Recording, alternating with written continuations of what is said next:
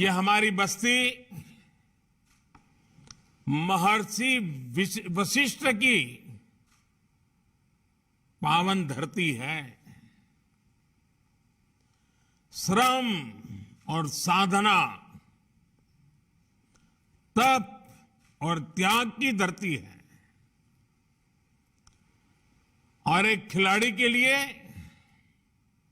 उसका खेल भी एक साधना ही है, एक तपस्या है,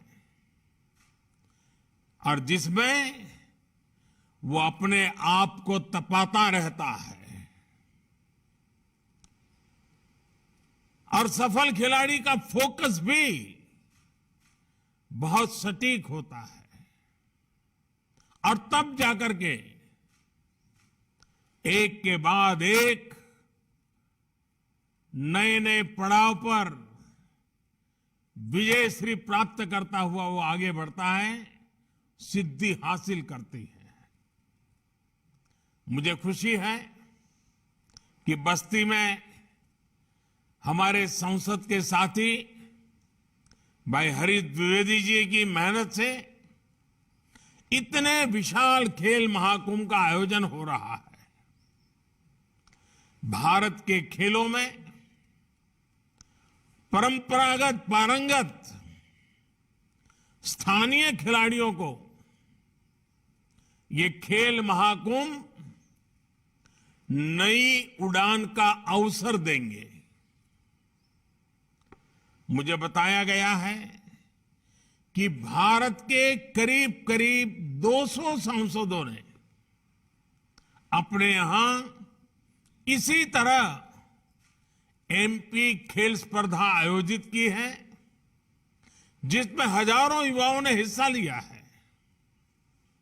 मैं भी एक सांसद हूं, काशी का सांसद हूं, तो मेरे काशी के संसदीय क्षेत्र में भी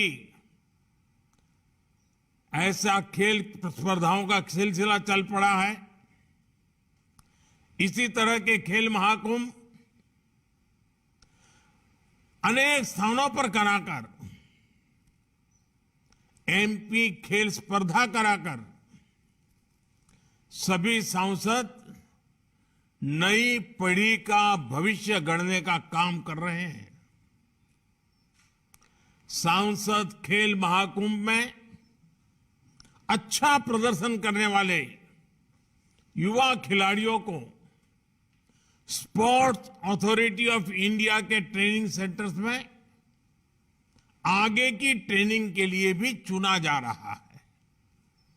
इससे देश की युवा शक्ति को बहुत लाभ होगा। इस महाकुंभ में ही 40,000 से ज्यादा युवा हिस्सा ले रहे हैं, और मुझे बताया गया कि पिछले साल की तुलना में ये 3 गुना ज्यादा है। मैं आप सभी को, मेरे सभी युवा दोस्तों को इन खेलों के लिए ढेर सारी शुभकामनाएं देता हूं। साथियों, एक वक्त था जब स्पोर्ट्स की गिनती एक्स्ट्रा करिकुलर एक्टिविटी में के तौर पर हुआ करती थी, यानी इसे पढ़ाई से अलग केवल टाइम पास का जरिया समझा जाता था।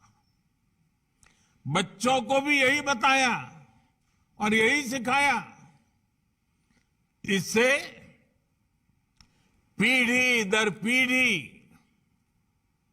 एक मानसिकता समाज के अंदर घर कर गई कि स्पोर्ट्स उतना जरूरी नहीं है, वो जीवन और भविष्य का हिस्सा नहीं है। इस मानसिकता से देश का बहुत बड़ा नुकसान हुआ। कितने ही सामर्थ्यवान युवा, कितनी ही प्रतिभाएं मैदान से दूर रह गई। बीते 8-9 वर्षों में देश ने इस पुरानी सोच को पीछे छोड़कर स्पोर्ट्स के लिए एक बेहतर वातावरण बनाने का काम किया है।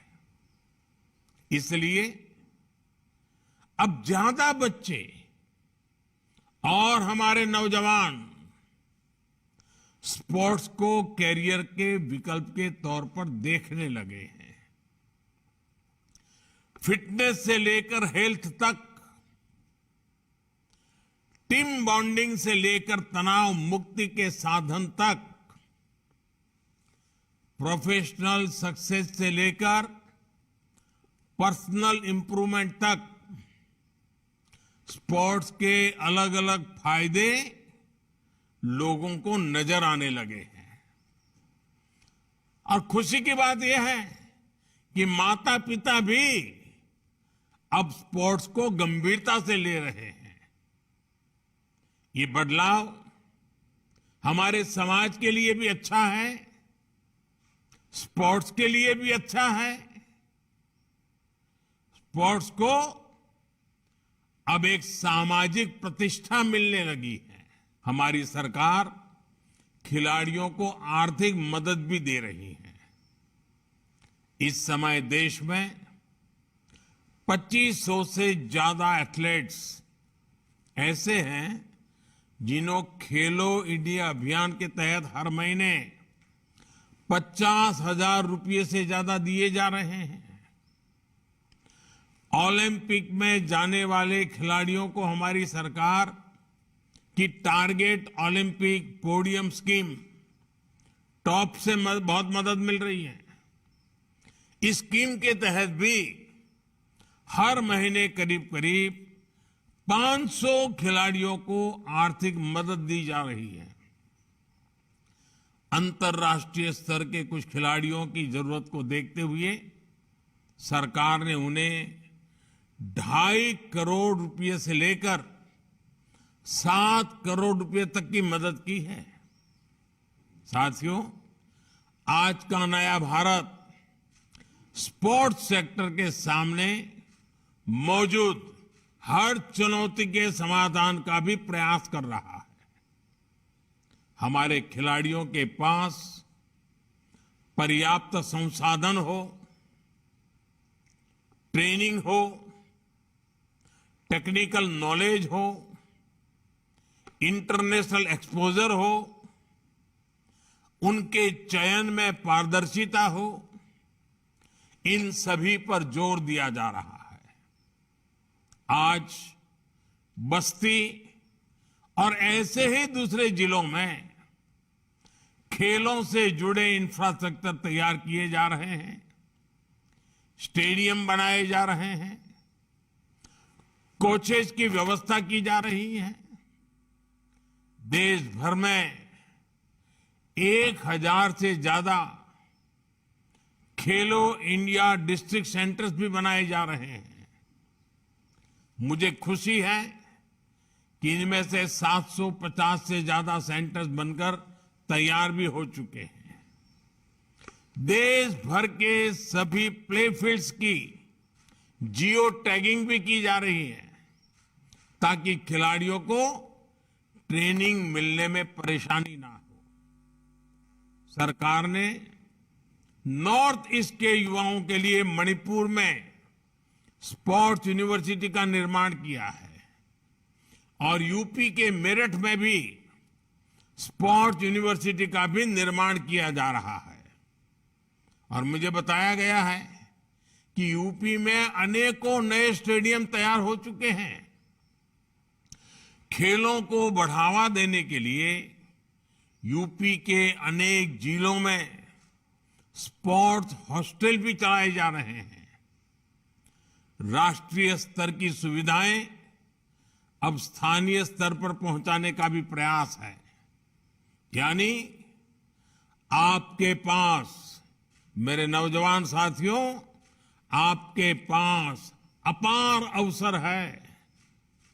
अब आपको जीत का झंडा लहराना है। हमारे चैनल को लाइक, शेयर और सब्सक्राइब जरूर करें और नई अपडेट्स के लिए बेल आइकन दबाना ना भूलें।